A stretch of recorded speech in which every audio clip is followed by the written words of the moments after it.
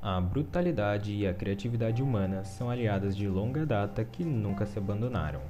Ao longo dos milênios, os humanos desenvolveram diversas formas grotescas de torturar, de guerrear e de assassinar seus opositores, sempre tendo grupos específicos que com certeza levariam a medalha de ouro num campeonato de bestialidade.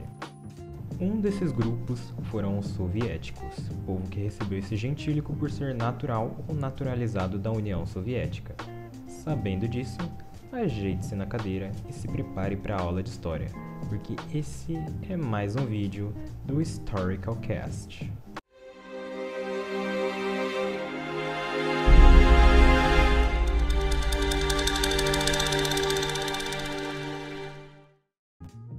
Para te contextualizar, eu vou explicar rapidamente o que seria essa tal União Soviética.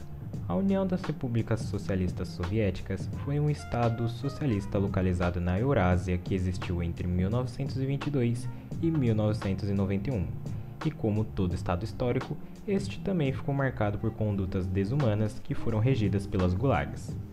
Mas o que foram gulags? Gulag, abreviação de Glavnou Pravilen Ladjerei, ou Administração Central dos Campos, foi o nome escolhido para campos de trabalho escravo para criminosos, prisioneiros políticos e qualquer pessoa que se opusesse ao regime soviético, fazendo os condenados, chamados de zeks, como peça para movimentar a economia da URSS.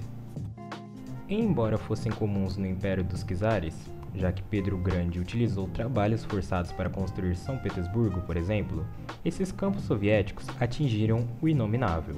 E eu vou narrar desde o começo o motivo disso.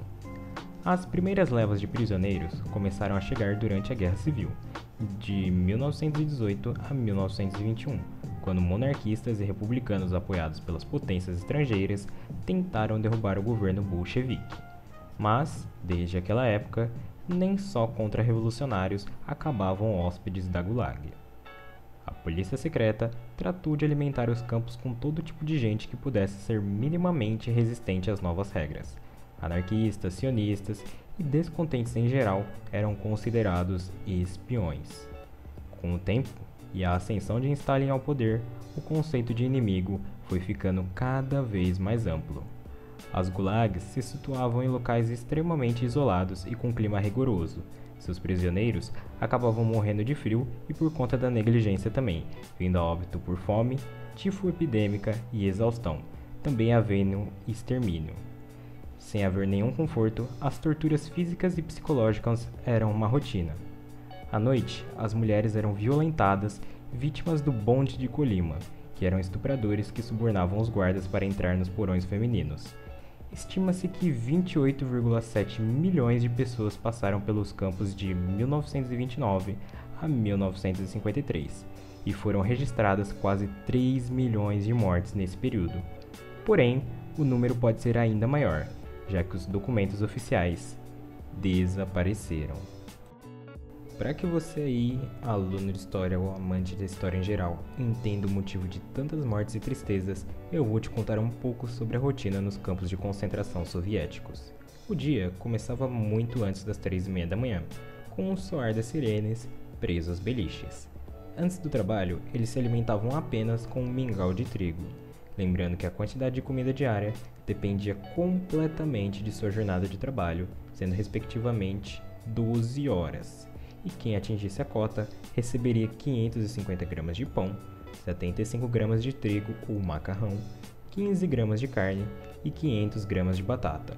Caso contrário, recebia apenas metade de sua ração, fazendo com que os detentos ficassem debilitados e acabassem falecendo.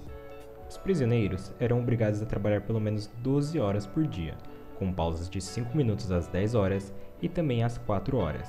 E ao meio-dia tinham 1 hora de almoço, só podendo terminar essa jornada mais cedo se o termômetro indicasse menos 50 graus, já que por conta do frio e as mãos congeladas, os acidentes eram corriqueiros, totalizando mais de 60 mil por dia.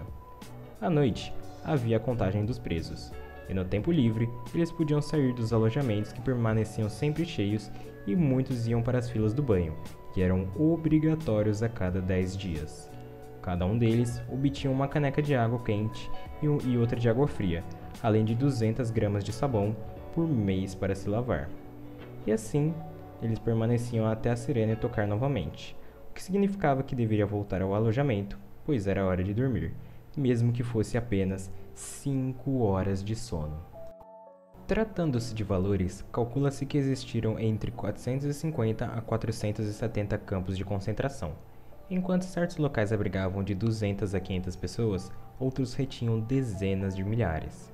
Os campos poderiam estar localizados tanto nos subúrbios de Moscou como em regiões inóspitas da Sibéria. Havia campos especializados no trabalho industrial, aqueles situados em florestas e até campos onde intelectuais faziam projetos para obras. Também havia campos cuja mão de obra foi empregada para erguer grandes construções, como o Canal do Mar Báltico e o Canal de Moscou. Os campos de trabalho forçados estavam inseridos no sistema econômico proposto por Stalin para dinamizar a União Soviética. Ele acreditava que o trabalho era necessário para construir o novo homem e a nova sociedade socialista. Neste sentido, o trabalho, além de redimir o criminoso, estaria ajudando a atingir o objetivo final do socialismo soviético. Uma das histórias mais icônicas deste período foi o que ocasionou o livro Arquipélago Gulag. Alexander Solzhenitsyn foi um dramaturgo e escritor russo que, durante a Segunda Guerra Mundial, foi capitão do exército soviético. Ele foi condenado aos campos de Gulag durante o período de 10 anos, por conta de uma simples carta escrita para um amigo, que foi interceptada, e nela estava escrito que ele duvidava que Stalin era um bom estrategista militar. Esta experiência foi contada em Um Dia na Vida de Ivan Denisovich, o primeiro livro que foi publicado na URSS denunciando todas as crueldades cometidas nos campos de concentração. O livro foi publicado com a permissão de Nikita Khrushchev, com o intuito de mostrar que o regime ditatorial de Stalin havia chegado ao fim. Solzhenitsyn, após cumprir sua pena, passou a receber milhares de cartas com relatos semelhantes, o que o motivou a escrever outro livro mais completo. Todavia, quando Leonid Brezhnev assumiu a URSS, a política soviética volta a reprimir qualquer manifestação opositora.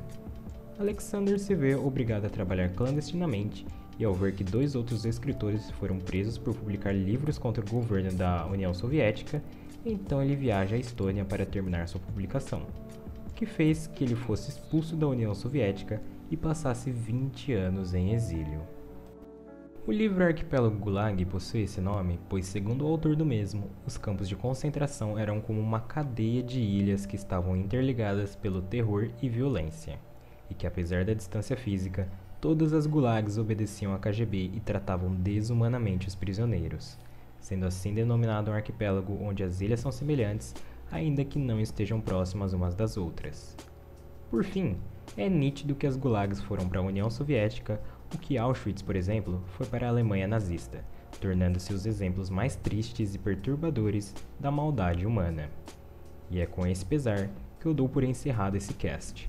Espero que tenha gostado dessa pequena aula de história e espero te ver na minha próxima transmissão.